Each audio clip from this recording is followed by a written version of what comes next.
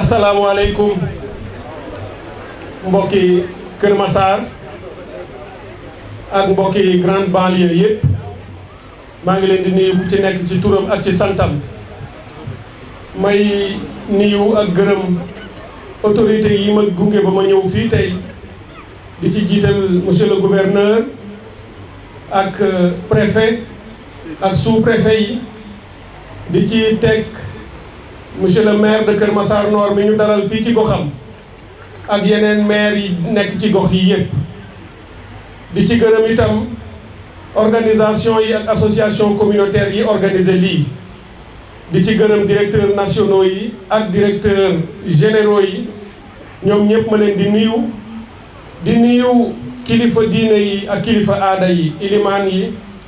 waa jàngu bi bàjjanu gox yi association yi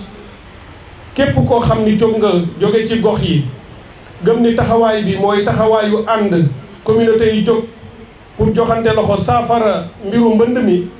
te nga nekk fii wala nga amoon yéene ñëw te mënuloo ko maa ngi lay nuyu maa ngi lay féliciter di la gërëm bu baax a baax may gërëm ñi nga xam ni ñooy seeni partenaires yi leen jàppale muy International Budget Partnership ak ñi ñu àndal Urbasen IDDQ Fédération sénégalaise des habitants association journalistes yi nekk ci mbënd mi ak plateforme yi ak ñëpp ñi nga xam ni dañu def volontariat sol seeni gilet bu nawet jotee ñu dugg ci askan wi ngir xettali leen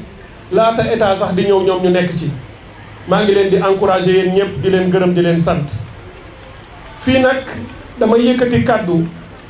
ci turu président de la république son excellence Bassirou Diomaye Diakhar Faye ak ci turu premier ministre monsieur Ousmane Sonko li tax ma am mbégte tey taxaw fii mooy ñaari fan ci ginnaaw da ngeen gis président de la république jóg génn woo askan wi ni leen li ngeen may fal jox ma doole jox ma kàttan ma am ay technicien am ay boroomi xam-xam yor état ak ay jumtuwaayam man président gëm naa ni mënuma def résultat yi ma bëgg tant que yéen askan wi ñëw leen jàpp ci ànd ci ak man gunge ma ci bu ma joxoñee ngeen ñëw réaliser ma loolu te bi mu ko wootee le premier di samedi bi ñu jógee askan wi yëpp génn nañu fii ci Dakar ak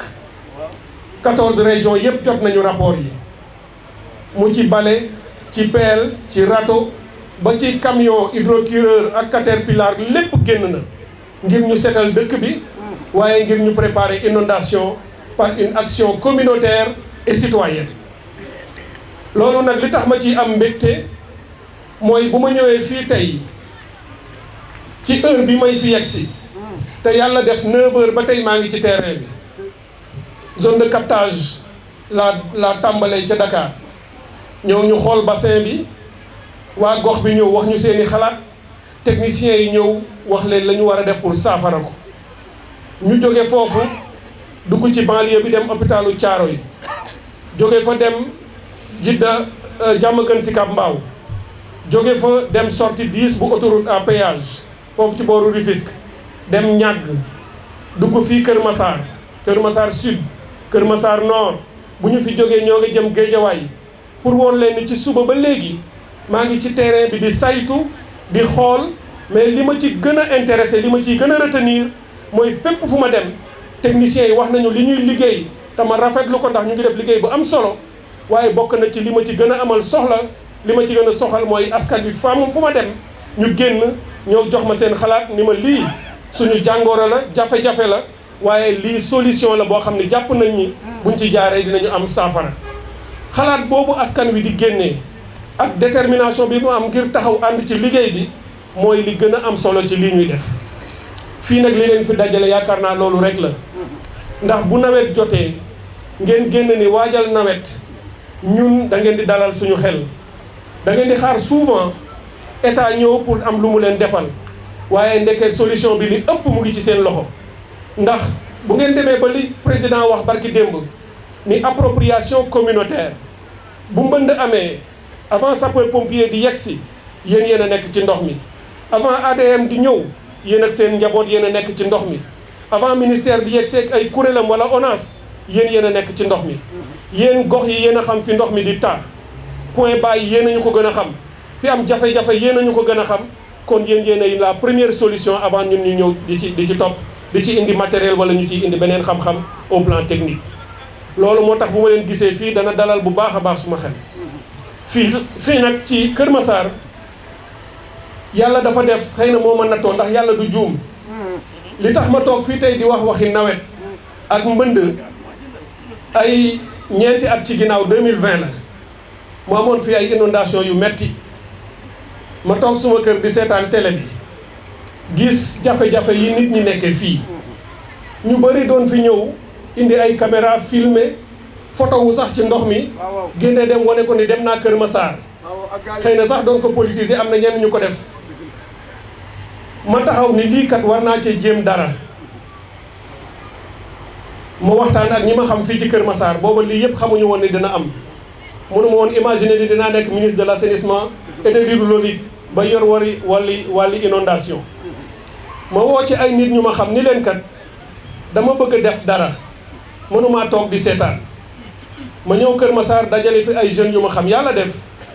muy jeunes yoo xam ni ku ci nekk yaa ngi ci parti politique bu bokkul ak sa morom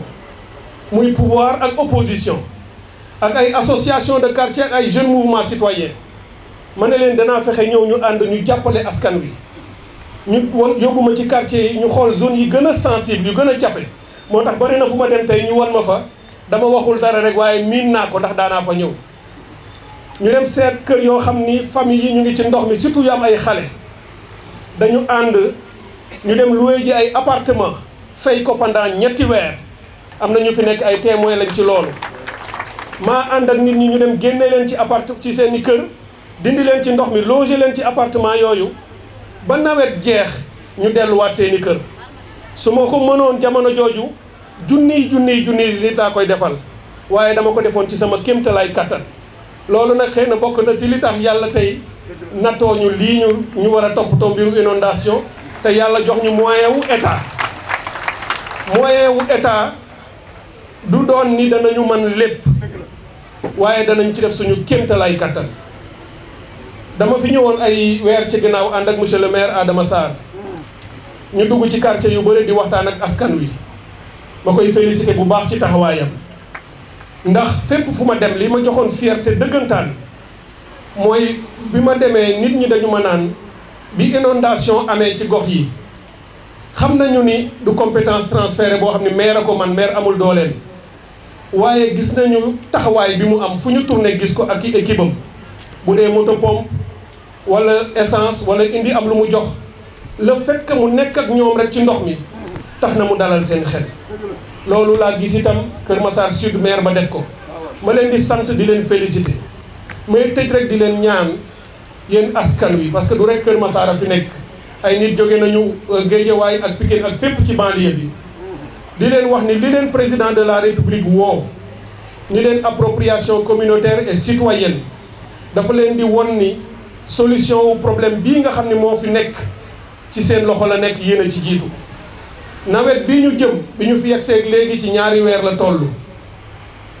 fii ak nawet bi di yegg si météo nee na ndox dana bare incha allah ñu koy sant yàlla nag ndax réew bu dee réewu béykat la doo bañ ndox bari donte ndox mi dina am ñu mu lor da ngay ñaan yàlla ndox bari waaye ñun li ñu war a def mooy am taxawaay ba ndox moomu du lor ñi nga xam ne ñoom ñoo nekk ci biir gox yi ba tax na taxawaay bi nga xam ne danañ ko ci am mooy bi ñu xëyee léegi fépp fu nekk point bas ndox di fa taa ak bassin yoo xam ne ñoo ngi koy defar ak ouvrage yoo xam ne tàmbali nañ ko te yeggagul joxe naa ay instruction yu wér ni leen fii ak le 15 juin wala au plus tard juin di jeex lépp lu war a jeex nañ ko pareel delloo ko ba nga xam ne bu ndox mi ñëwee mën a dem nee naa leen dinaa fi ñëwaat defaat fi beneen tournée bu may def ci tournée bi c'est pour xool instruction yi ma joxe ndax réaliser nañ ko bu ñu ko réaliser wul ma taxaw imposer ñu réaliser ko bu ñu ko réaliser ñu jàll ci yeneen mais li ma leen di garantiral mooy nekkul du man rek bu ma ko waxee waaye gouvernement bii nga xam ni moo fi nekk di bu président Ousmane Sonko jiite ko di premier ministre monsieur le président Bassirou Diomaye Faye jox ñu ay instructions yu wér dafa ñu ne bu leen toog ci bureau yi ñu leen di indil ay këyit ngeen di jàpp ne looloo nekk ci terrain bi dem leen ngeen wax ak askan wi ngeen déglu leen dégg leen seen nopp bu ñu leen waxee ngeen xam li ñu leen wax kon nag ñu leen di sant encore une fois di leen gërëm di leen wax ni du ñu leen lâché mukk dinañu def suñu kéemtalaay kattan pour nawet bi ñu jàll ko ak jàmm kenn mënul garantir ni mbënd du am ndax météo nee na phénomène extrême mooy ci diir bu gàtt ndox mu bare mën naa wàcc loolu nag mën naa indi ay jafe-jafe waaye bu amee lii ñu teg dina ko saafara ñun itam danañ fi nekk pour xeetali askan wi ba jafe-jafe bi wàññeeku waaye bu ñu yàlla dimbalee ñu génn ci nawet bi ak jàmm bépp projet boo xam ni commencé woon nañ ko gis ngeen projet yi nga xam ni ñu ngi ci gox bii projet 1 ak projet 2 ak yi nga xam ni ONAS yor na ko yi nga xam ni sapeur pompier nga ko doon def yi nga xam ni Promoville moo koy def wala Ageroute yooyu yëpp léegi danañu boole ak vision bu bees bi nga xam ni moom la président indi muy ñu régler problème yi de manière structurelle bëgguñu at mu nekk ñu ñëw régler lu tuuti problème bi ñëwaat bu ñu jàllee nawet bi danañu tëral ay politique yoo xam ni danañu fexe ba mbiru mbënd du ma ne dootul amati waaye am na gox yoo xam ne bu ñu fa intervenir ba noppi yàlla dinañ ci defal sutura ba dootul am leneen li ma ci yokk mooy dañuy wax ni inondation yi dafa jóge boor bii déplacé wu dem côté Sangalkam ma ni leen déedéet inondation yi déplacé wul nit ñi déplacé wu xëy na comportement yi ñu amoon te changé wuñu ko moom mooy tax foofa aussi di am ay jafe-jafe bari na gox yu ñu seetaan yu fu ñu jóge ci suba nit ñi nekk ci zone yoo xam ni daanaka fépp ndox la ay lac la ay nit dafa ñëw xëy na def fa ay lotissement joxe ko jaay ko ay nit te waxuñu leen ni fii baaxul loolu premier ministre jël na ci ay décision nee na définitivement dinañ ko gàntal état bi dootul nangu ñuy joxe ay terrain ci zone yoo xam ne non édificandi la kenn waru faa tabax ñuy def ay signature di ko jox ay doomu aadama bu ñu fa defee seen alal ji yàqu dootuñu mën a tab dëkk ci seen ay kër te booba ñoom tooñuñu kenn loolu décision wu état la te incha allah danañ ci def lañ ci war a def may wax ni rek incha allah dañu war a jóge fii dem booru Géejawaay waaye monsieur le directeur général de l'ONAS docteur Cheikh Dieng moom rek bu fi teewoon doy na waaye bi mu ma waxee ni ma lii kat ONAS moo ko daan def te am na solo soo xam ni yow monsieur le ministre war ngaa ñëw wax ak askan wi ma ne ko kon incha allah danaa ñëw déglu waxtaan ak ñoom wax leen suñu yéene waaye bu ñu demee dana fi des ak yéen ngeen wax ko seeni mébét yépp monsieur le maire wax na ko lu ngeen jàpp ni jafe-jafe la waaye solution surtout itam ndax xam ngeen ko ngeen wax ko ñu dégg ko su ko defee ñoom danañ ko tënk ñu indil ñu ko ñu ànd ci ak yéen pour réaliser ko du ñu leen wax mukk ni da ngeen di toog rek ñun ñu defar ko waaye dañ leen di wax ni danañu ànd bu dee bale bu dee râteau bu dee brouette ngeen ànd ci ak état bi ak ay nitam ak kilifa yi ba ci suuf ñu ànd réaliser pour ñu defaraat suñu réew maa ngi leen di sant encore une fois di leen gërëm di gërëm bu baax a baax waa partenaires yi nga xam ne ñoo leen jàppale di leen wax ni ubbil nañu leen buntu yépp ñun ay nit yi terrain lañu fépp fu ngeen ñu soxlaa incha allah danañu ñëw ànd ak yéen que ñu mën a def liggéey bi pour l'intérêt du peuple sénégalais. Je le fais quand même. Je voudrais remercier les autorités administratives, en particulier le gouverneur de Dakar, monsieur le préfet du département, messieurs les sous-préfets, messieurs les maires, en particulier le maire de Keur Massar Nord qui nous accueille aujourd'hui, les directeurs nationaux et les directeurs généraux, ainsi que l'ensemble des acteurs communautaires qui sont ici. Ceux qui sont du département de Keur Massar, comme ceux qui sont venus de Pikine, de Guédiawaye et de toute la banlieue. Vous dire ma satisfaction et mon bonheur d'être là. Je voudrais prendre la parole au nom du président de la République, son Excellence Bassirou Diomaye Diakhar Faye, et du Premier ministre, M. Ousmane Sonko, pour vous renouveler les félicitations et remerciements qu'il a déjà adressés au peuple sénégalais. Le peuple sénégalais a répondu massivement à son appel à la mobilisation citoyenne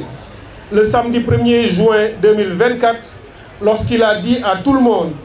la question des inondations n'est pas une question technique, ce n'est pas une question de géographe, ce n'est pas une question de météorologue, ce n'est pas une question de climatologue. La question des inondations n'est pas non plus une question d'urbaniste, ni de spécialistes des cadastres. C'est une question communautaire, c'est une question de la société, c'est une question, un problème à la résolution duquel l'ensemble des acteurs, toute la communauté doit se mobiliser. Il nous a appelés toutes et tous à l'appropriation communautaire de son appel pour que dorénavant, tous les premiers samedis de chaque mois, que le peuple se mobilise pour sortir,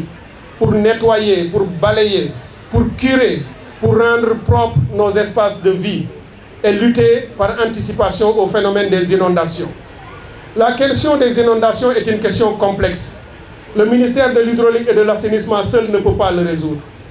Le ministère de l'Urbanisme ou le ministère de l'Environnement ou n'importe quel autre ministère ne peut seul y venir à bout de ce phénomène. Il faut une mutualisation de nos efforts. Il faut une coordination. Il faut des synergies autour de ce phénomène, mais en particulier et plus important encore, il faut une implication forte de toutes les communautés. Et c'est pour cette raison que je voudrais me féliciter très fortement de la présence ici des leaders, des autorités religieuses. Je vois les imams, je vois les représentants de l'église, je vois les Badianougor, les associations de quartier, les ASC, les jeunes, les volontaires, les plateformes contre les inondations, avec leurs partenaires qui les appuient. C'est ça la solution à la question des inondations. Elle n'est pas une question technique qu'en aval, mais en amont, il y a tout un travail de sensibilisation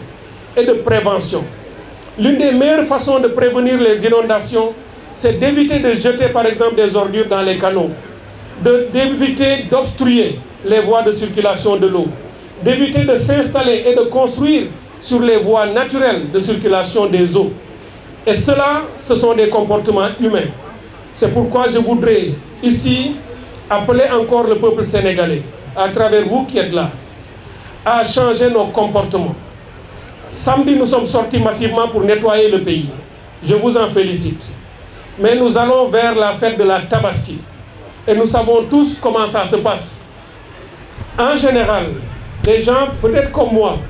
pas toujours très soucieux du bien collectif,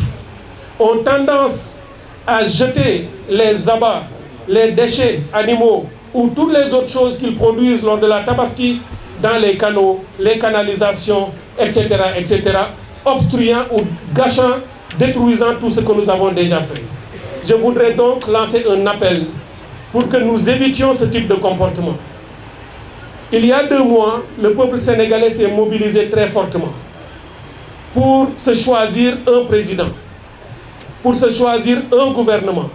Mais par cet acte, le peuple sénégalais a décidé de se choisir un modèle de vie, une façon de vivre, de se choisir un nouveau projet de société. Et dans ce projet de société, il appartient à la communauté, à la société, aux citoyens d'être les moteurs de la transformation. Ce ne sont pas les leaders seuls qui peuvent le faire. Le président seul ne peut pas changer un pays. Un pays ne se change pas par décret.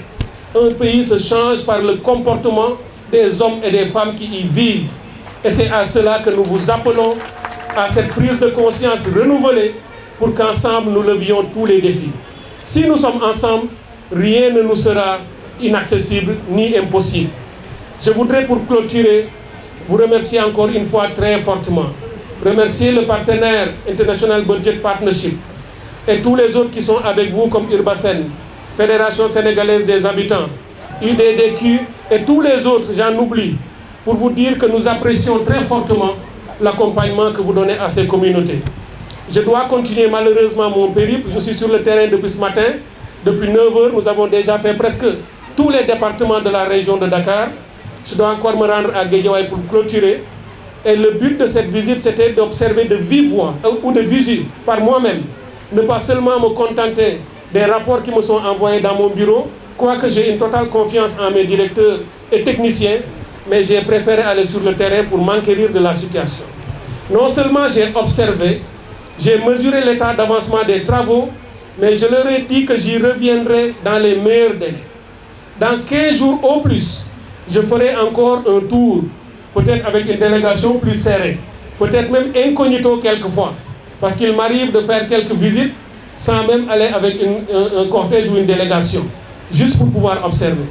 Donc je viendrai voir si les instructions ont été satisfaites et respectées. Et Inch'Allah, je le ferai à chaque fois que de besoin, y compris pendant l'hivernage, qui nous dit on sera pluvieux. Nous rendons grâce à Dieu et nous prions